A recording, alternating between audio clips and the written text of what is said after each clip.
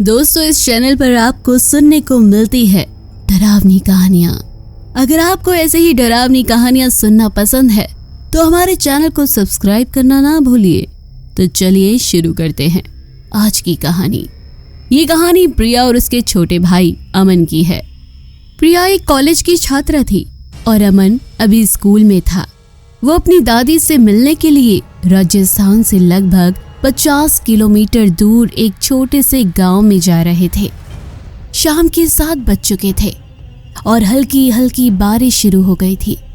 वो हाईवे पर थे और जैसा कि आप जानते हैं, ये हाईवे रात में कितना सुनसान हो जाता है। हाईवे पर जाते ही उनकी बस खराब हो गई और उन्हें बीच रास्ते में ही उतरना पड़ा। अब उनके पास गांव तक पहुंचने के लिए कोई साधन नहीं था।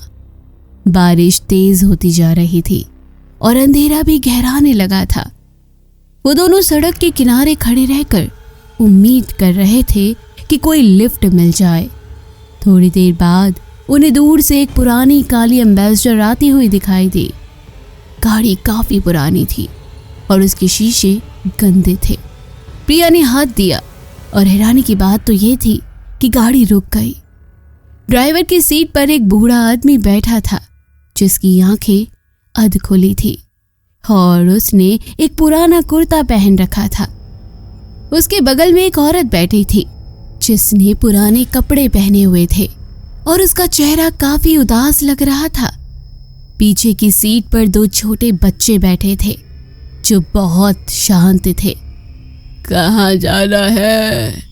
बूढ़े आदमी ने धीमी और गहरी आवाज में पूछा। प्रिया ने कहा, मालेगांव, दादी के घर जा रहे हैं। बैठ जाओ, बूढ़े आदमी ने कहा। प्रिया और अमन पिछली सीट पर बच्चों के बगल में बैठ गए। गाड़ी में एक अजीब सी घुटन भरी खामोशी थी। बच्चों ने एक बार भी आंख उठाकर नहीं देखा। वो बस सामने देखते रहे जैसे किसी चीज का इंतजार कर रहे हो। प्रिया ने कोशिश की उनसे बात करने की, लेकिन उन्होंने कोई जवाब नहीं दिया। अचानक अमन ने प्रिया का हाथ पकड़ा। उसका हाथ ठंडा और गीला था। दीदी, मुझे डर लग रहा है, प्रिया ने उससे कहा। कुछ नहीं होगा अमन, हम बस पहुंचने वाले हैं। गाड़ी आगे बढ़ती रही। बारिश अब और तेज हो गई थी। तभी प्रिया ने देखा कि एक बूढ़े आदमी की शर्ट पर एक बड़ा और काला धब्बा था। उसे लगा कि शायद मिट्टी होगी। उसने फिर बच्चों को देखा।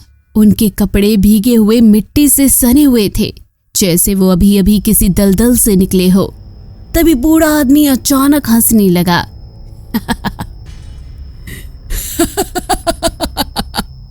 उसकी हंसी इतनी भयानक थी कि प्रिया और अमन के रोंगटे खड़े हो गए। पहुंच गए बच्चों, उसने कहा। प्रिया ने खिड़की से बाहर देखा तो वो एक सुनसान शमशान घाट के सामने खड़े थे। शमशान घाट के गेट पर एक पुराना बोर्ड लगा था जिस पर लिखा था शमशान भूमि।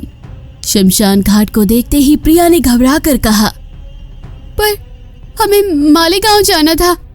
प्रिया की बात सुनकर बूढ़ा आदमी पीछे मुड़ा। उसकी आंखें पूरी तरह से लाल हो चुकी थी और उसके चेहरे पर एक भयानक मुस्कान थी। उसने कहा,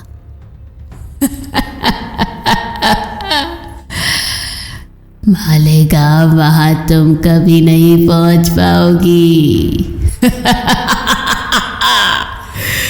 अब तुम हमारे साथ ही रहोगी। प्रिया और अमन डर के मारे चिल्लाने लगे। उन्होंने गाड़ी का दरवाजा खोलने की कोशिश की, लेकिन वो जाम हो गया था। बूढ़ा आदमी, उसकी पत्नी और दोनों बच्चे सब उनकी ओर देखने लगे।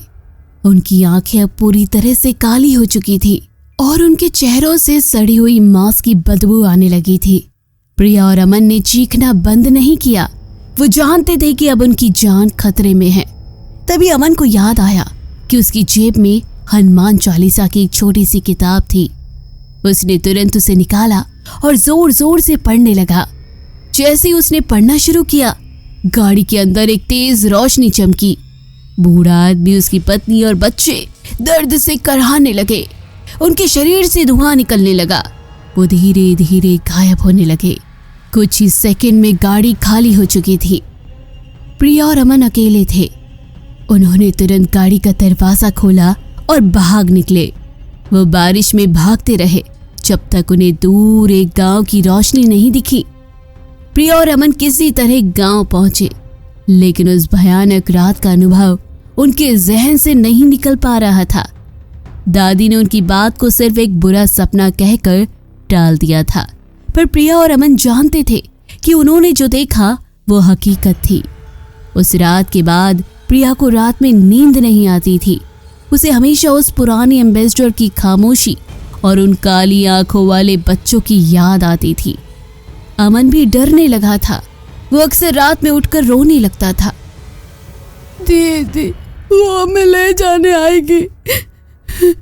धीरे धीरे उनके रोजमर्रा के जीवन में भी बदलाव आने लगा।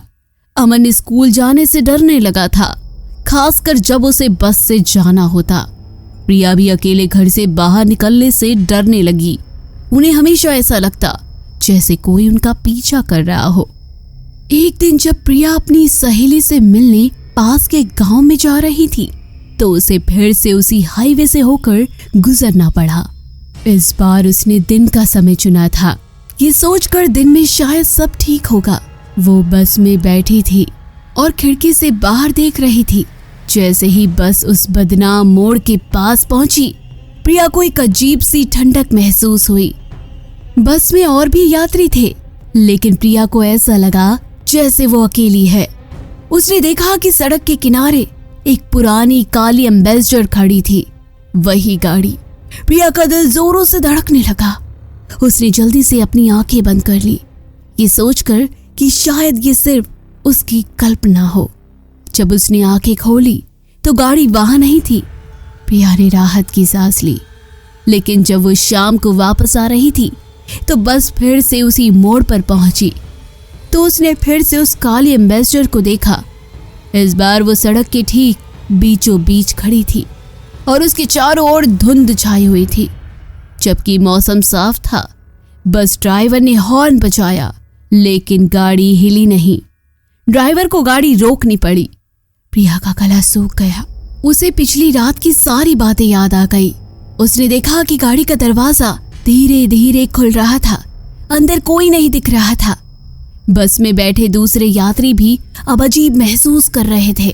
तभी गाड़ी के अंदर से एक धीमी बच्चों की रोने की आवाज आई। आवाज इतनी डरावनी थी कि बस में बैठे कुछ लोग भी घबरा गए। प्रिया ने देखा कि उस गाड़ी के सामने के शीशे पर खून के कुछ धब्बे थे।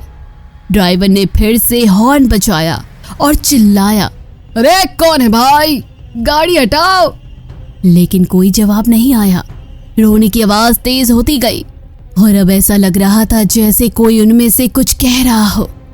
प्रिया ने देखा कि उस एम्बेसडर के पीछे की खिड़की पर दो छोटे छोटे हाथ लगे हुए थे, जैसे कोई अंदर से बाहर आने की कोशिश कर रहा हो। प्रिया ने अपनी आंखें बंद कर ली और हनुमान चालीसा का पाठ करने लगी।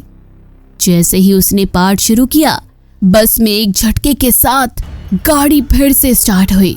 ड्राइवर ने बिना देरी किए तेजी से गाड़ी आगे बढ़ाई।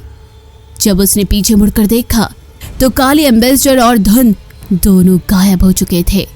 बस में बैठे सभी लोग हैरान थे।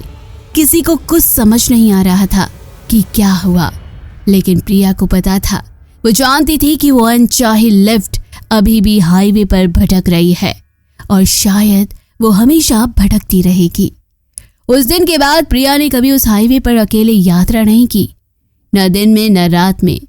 उसे हमेशा लगता था कि वो आंखें, वो खामोश चेहरे, वो पुरानी काली एम्बेसडर कहीं ना कहीं उसका इंतजार कर रही है।